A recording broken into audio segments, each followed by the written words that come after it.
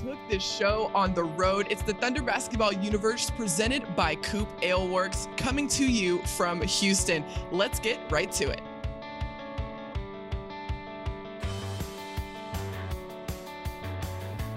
Coming to you live from Houston, welcome into the Thunder Basketball Universe, the Road Pod edition. Like I mentioned, the team is on the road during their regular season opener road trip. The team's already played their first game in Salt Lake City, and now they are gearing up for their second game in Houston. Gallo, this is our very first road trip of the regular season. We're still getting back into regular season form. Yeah, and I hope you guys didn't think that we weren't going to bring you the Thunder Basketball Universe. We're on the road. We're still presented by Coop Ale Works, as always. And Paris, this is just so much fun being back in the mix. You feel so much more connected to the team, to the league, to the fan bases when you are in these situations. And I just know last night on the floor in Salt Lake City, it was a totally different vibe than the last year and a half that we've had covering these games remotely and up high in the stands. Yeah, Gallo, you and I have earpieces where we listen to our producer and they're able to talk to us. I had to turn that thing up super loud with all of the fans that were in the arena at Vivint Home Arena last night. And it was a really fun atmosphere, and you could tell the guys really got into it as well. Yeah, I mean, when you stand courtside, you feel how jacked up they are. I start to feel like, okay, I'm in the heat of competition here a little bit too. It's fun. It's just some of those things that we're not used to after some time off. Lou Dort like ripping off his warm-ups right in front of me. I kind of had to like duck and dodge out of the way there as I was about to do my opening hit on the Bally Sports Oklahoma broadcast. But it's a special feeling, obviously, for this young Thunder team with 10 guys on the roster who are under 25 years old. To play in that environment, one of the loudest, toughest places to play in the league, against the team that had the best record in all of the NBA last year. An incredible test, and the fact that they were resilient and that they competed the entire night, I think was a really good sign just about sort of the mental fortitude of the team. Truly a great way to open up the regular season for this young group. We're going to talk a lot about that game, but before we get into it, let's play a round of You Can Say That Again and name that dude. Gallo, I'll let you go first with your quote. All right, so my quote was, "Don't walk past the locker room." And, this is not a reference to like us being in a fog because we landed at 3:15 last night in Houston. This is actually a quote from a Thunder player. And I know exactly who it is. I won't forget it because it was just like a really heartfelt moment for this guy. It was Derek Favors, and obviously spent a lot of time during his career in Salt Lake City, really built his career there in Salt Lake City. And it was a really emotional night for him to be able to return back. Right, yeah. So Derek, just for full context, played 9.5 seasons in Utah. He did not start his career there. He did not play there a couple years ago when he was in New Orleans. But the last time that he was a visitor in Salt Lake City was his rookie year playing for the New Jersey Nets. Interesting. Paris, I'm not even sure if you have any familiarity. I don't even know if you would know what the New Jersey Nets logo looks like. I can point it out in a lineup, yeah. So obviously the world has changed quite a bit since the last time Derek was a member of the road team heading into that arena there in Utah. And so he just said he had to get his muscle memory right as he walked in. Obviously, he is a guy that has cemented himself in terms of his legacy with the Jazz, ranks in the top 10 in a number of statistical categories for them all time. And so when they played that great video tribute for him in the first half, he said that he needed to just make sure he didn't get too emotional out there on the floor. And he did his thing. He played physically. He was sort of a stabilizing presence out there. You could tell when Derek was on the floor. And so he just said he wanted to make sure he didn't walk past where the Thunder locker room was. And he said it was actually the first time that he had seen the visitors' locker room inside that building. That's so interesting. And I love what Mark said after the game about how he did a really good job of staying focused in the competition. I can only imagine how tough that might have been for Derek, especially going up against Rudy Gobert in a different uniform, somebody who you have been, going at in practice for years and years and years. I was really impressed to see how he was able to maintain composure and really stay locked in the competition. Yeah, I mean, it's got to be crazy to be sort of this like fire and ice combo with somebody for almost a decade, and then all of a sudden you're like playing against him. It'd be like somehow if you and I were having like dueling podcasts, like how would that work out? I have no idea. I literally couldn't tell you. Yeah, I have no idea. It's not gonna happen anyway.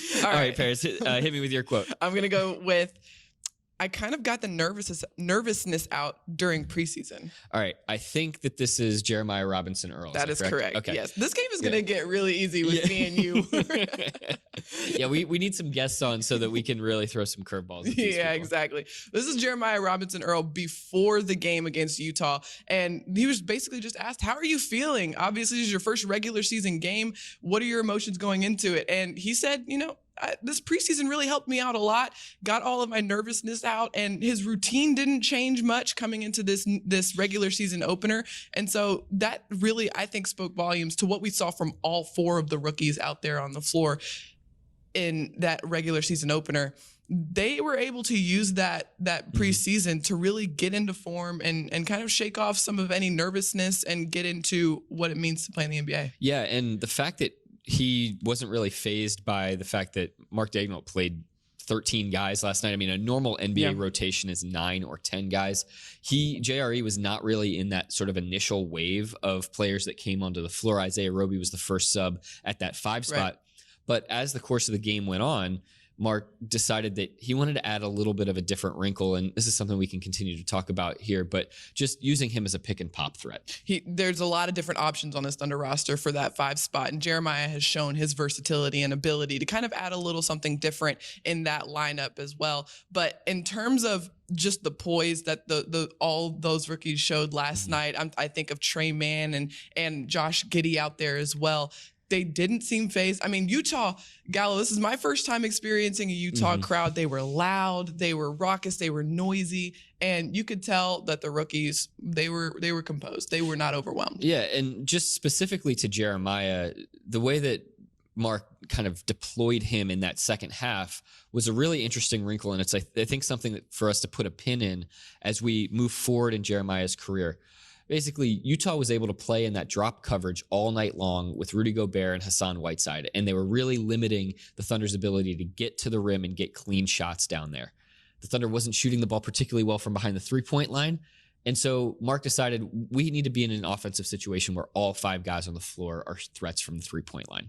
And so they used Jeremiah as a pick-and-pop guy, and he got 2 wide-open three-pointers that he knocked down, and you could start to see Gobert and Whiteside maybe think a little bit more, hesitate a little bit more about whether they're going to stay in the lane or whether they're going to go rush out and contest those shots. I think that's definitely something to look forward to throughout the whole regular season, of how Coach Daigneault really is able to manipulate that 5 spot and tailor it specifically to the opposition that they're facing that night. And it's really cool to see how versatile that spot is on this roster right now. And it's going to be crucial for the young playmakers on this team, Shea, Giddey, Trey Mann, to be able to recognize who's on the floor with them and play out of that. Definitely. All right, that was a really good one, Gallo. That was a good game there. Even though we know the names probably at this point, I think that was still pretty good. It's still a fun game. I'm fine if we shoot a high percentage on these pairs. that's cool. I'm cool with that. All right, let's go into Name That Dude. Gallo, you go first. Okay, this guy scored 9 points on 4 of 7 shooting, and he played 15 minutes. 9 points, 4 of 7, 15 minutes, you said? 15 minutes. Is that Trey Mann? It is Trey Mann. That's Trey Mann. Yeah, so fellow rookie. He came in and, I mean, you talk about poise, so confident. His first NBA bucket was a sidestep fading three-pointer over Rudy Gobert. At the buzzer. At the end of the quarter. I mean, this kid, we know that he came in with the ability to shoot the ball. Right. Mark and the coaching staff have really encouraged him to be aggressive with his shot. And he was kind of taking the temperature of things in the preseason, but he came out ready to rip on Wednesday night. I was really impressed. We saw him in a lot of different lineups throughout preseason, and it seemed kind of whatever situation he was in, he was kind of settled into it. He didn't really need a lot of time to gear up or figure things out. He just kind of stepped right in and got going, which is impressive for a rookie. Yeah, and I think that that shiftiness that he has on the floor is something that Mark Daigneault and the coaching staff are really going to try to tap into. And you could just see him playing with the ball a little bit. There was one time where he over dribbled into the lane and he lost it. And that is a great learning opportunity against a long, rangy, disciplined Utah defense. But for him to be able to get off 7 shots in 15 minutes, I think is a really big deal. That is exactly what the coaching staff wanted to see. And I think you make a good point here that, this wasn't a great shooting night for the Thunder overall. And, there were a lot of highs and lows for the Thunder, but the takeaways are so valuable because you're going up against, like you mentioned, a high caliber team in Utah, a team that's going to be in the playoffs and is fighting for a championship. And so going up against them, you have to be efficient. You have to be sharp. And so taking all of those lessons, that's something you carry with you throughout the rest of the season and look back on, build upon going forward. And it's such an interesting point in the Thunder franchise's history too. So Jeremiah Robinson Earl has 10 points last night. Trey Mann has 9.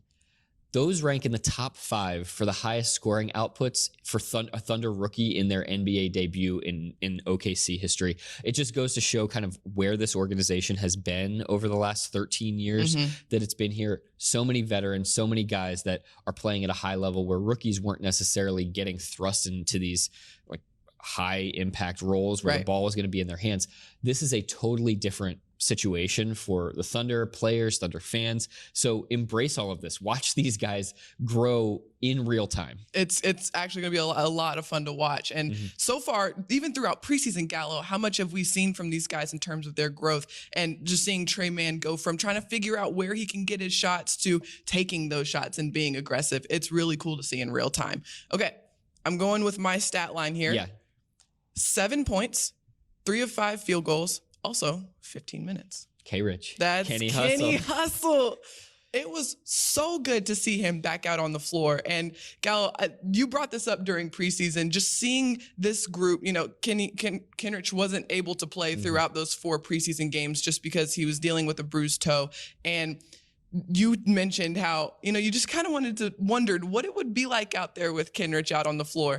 And he was back in this Utah game, and it was so good to see him. Yeah, it was hard not to imagine, like, what impact would Kenrich have on that very, very young second unit. It's clear he's a stabilizer. Definitely. And we saw him do exactly what Kenrich do, right? He goes out there. He is all over the floor. He was taking really high-quality shots, and you saw that with the points that he was able to put up in the amount of time he had out there. And you could tell the guys liked having him back out there, too. And it was just a really, really good sight for Kenrich. Yeah, slick little backdoor bounce pass also to JRE. I mean, Kenrich is going to be a guy that just gets in where he fits in. And you look at the stat line, I mean, that's like what you're going to see from him this year probably. Mark Daignault has committed to having him come off the bench with that second unit. He said, it's not that Kenrich can't play 30 to 35 minutes and be effective, but on a night in, night out basis, when you're going to get the best out of Kenrich Williams, it's going to be in this 15 to 20 to 22-minute range, and he's going to be able to give you everything he's got for that time period. We talked to Josh Giddey about Kenrich, and he said that Kenrich was one of his favorite teammates just because of his hustle and the effort that he brings every single time that he steps onto the floor. I mean, we knew that about Kenrich, but it's cool to see the rookies see that as well. All right, so we have already talked so much about it, this regular season opener for the Thunder. We got a chance to see the rookies for the first time, and it was in a raucous Utah crowd. And so, Gallo, what were some of your biggest takeaways after seeing this game? Yeah, I think that there were a couple moments where the ball stuck a little bit, and that's understandable. This Utah defense, as we've kind of talked about, it is so difficult to carve out seams against. And both Mark and Kenrich Williams said the key against them, and this has been said ad nauseum over the past 5 years when this Utah team has really gone on the rise, is you have to be so disciplined and so patient against Utah and let the play develop as long as you possibly can. When you're up against that 24-second shot clock, that's a very difficult thing to do. You get that little timer in the back of your mind and you start to feel like, okay, I gotta go. I gotta try to make something happen here. So really, as the Thunder grows and evolves, they're going to have to be able to pull the big away from the basket and do a little bit more offensively to generate cleaner angles to the rim and ones where they're not driving into 7-footers, Rudy Gobert and Hassan Whiteside time and time again. And they were doing a really good job of that throughout the game. Like you said, there were times where the ball was sticking and they weren't really getting to the looks that they wanted to get to, or maybe just going off of the first action against a high caliber team like Utah. but throughout the game, you could tell that they knew what the game plan was. They needed to get the ball side to side. They needed to try to get the bigs out towards the perimeter and try to work their way into the possession so that they could get the best shot possible. The shots weren't necessarily falling in that game, but that was a really good indicator that they were following the game plan that night. A huge number that I want to throw to you, just speaking of following the game plan, is 0 fast break points for Utah in the game.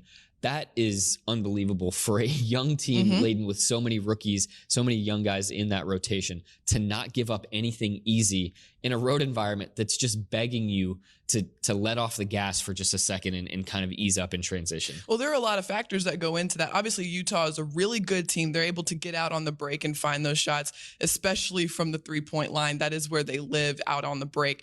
But not turning the ball over. I mean, the Thunder did have a few of them, but taking care of the ball. And then when you do turn the ball over, sprinting back on defense, finding a man, protecting the rim. Those are all key things that this Thunder group showed in that game. And Gallo, another thing that I want to point out is the 3-point shooting percentage for Utah that night. It was 29%. And this is a team that led the NBA in 3-pointers made and attempted last season, and they were 4th overall this preseason in terms of percentage of total points from the 3-point line. Well, I think those two numbers are interconnected, the 0 fast break points and then the low 3-point shooting percentage by Utah, because Paris, as you know, as a player, when you're running, when you've got an open floor, when you've got a 3-on-2 in semi-transition, those 3-pointers are like shooting downhill. You know, and when you're having to manufacture them against the shot clock in the half court, it feels like those are more uphill, that you're having to really like build the energy behind the ball to be able to create enough of a look that you can really step into it. And some of those threes that Utah did get in the half court were good looks, but a lot of them were after, you know, really having to play with stamina and throughout the course of possession. And that can be a little exhausting right before you're about to toss up that 3. Knowing that you have to be in a sharp shell defensively, but also sprint out and close out hard to shooters. That's a tough thing to grasp, and it was really good to see that the Thunder was able to get that done in that regular season opener against Utah. Gallo, one other thing I wanted to point out was Darius Bazley, because this is a guy, obviously he's coming into his 3rd season, and I found it so interesting. I even brought this up in the broadcast that the last time the Thunder opened up their regular season against Utah was October of 2019. That was Darius Bazley's NBA debut. And so you look now, 2 seasons later, now he's entering into his 3rd season, and he just looks so much more comfortable out there. He looks a lot more poised. Obviously, he has put on a lot more muscle, and he put that on display against Utah with a couple of emphatic dunks back to back in that 3rd quarter. You could tell that he was playing with some force. The baseline drive and finish through Whiteside for a dunk in the and one was sensational. It was one of the plays of the game, and it was one of those moments that we haven't gotten to experience in so long, Paris, where the road crowd sort of like, they don't say anything. You know, it's like when somebody drops a plate at a restaurant and everybody just kind of gets quiet. Kind of a shush moment. Like, okay, don't say anything. Don't make them feel bad. Like, just move on and pretend that it didn't happen. And that's exactly what happened with the Utah fans when Bazley went baseline and just yammed all over Hassan Whiteside. So, you know, he did that. He had a really nice finish to end the 3rd quarter as well. You know, understood time score situation. Baze is definitely coming into his own a lot more. I love what Coach Dagnall said after the game, that those were obviously plays where Darius popped offensively, but he didn't have a perfect night, right? Like he really kind of struggled early on in that 3rd quarter. And what Coach Dagnall pointed out was it was quick for Darius to be able to turn that around and re-energize and ignite himself to get those energizing plays offensively, whereas that might have taken a little bit longer for him to get to that energy in his previous 2 seasons. And so those are those signs of improvement throughout the season that we're going to start to see from some of these young guys, is not necessarily the numbers that they put up or the big giant posterizing plays, but maybe some of the mentality that they have throughout the game. Yeah, we saw the 15 points, but I think the 7 rebounds is also indicative of where he is. That's going to be a number to keep an eye on with Baze all season long. When he's rebounding, when he's active, when he's playing physically in the other aspects of the game, that's going to just really determine to you as the viewer whether he's playing well or not that night. Definitely a great starting point for this Thunder group heading into this 82 slate games in their regular season. We're going to take a short break here, hear a word from our sponsor, and we'll be right back. Coop Ale Works is the proud sponsor of Thunder Basketball Universe, brewer of fan favorites F5 IPA and 99-calorie Ice Chest IPA. You'll find those and many more Coop beers at retailers across Oklahoma. Learn more at coopaleworks.com. Before we let you go, we got to let you know what's on tap for this Thunder crew for the rest of the week. And as I mentioned off the top, the next game for this group is on Friday against Houston. That is going to be their second game of the regular season. From there, the crew returns home. How about this, Gallo, to open up at home in Paycom Center against the 76ers on Sunday? Yeah, 3 incredible matchups for the Thunder in this first opening week. You've got Philly on Sunday, then you've got Golden State on Tuesday, and then the Lakers on Wednesday. What a back-to-back in the middle of the week. We'll have our next podcast show for you on Monday, so be sure to tune in, and be sure to check out our Bally Sports Oklahoma broadcast. All 82 games this season will be there, and of course, come down to Paycom Center. We'll be there. You'll get to see Paris. Are you kidding me? And you, Gallo, of course. And as always, tune into OKCThunder.com for all of those game recaps and previews. We've got you covered there on all things game coverage. But until then, thank you so much for watching. Be sure to like, rate, and subscribe wherever you get your podcast. Thank you so much to our producer. And until next time, Thunder up and catch you later.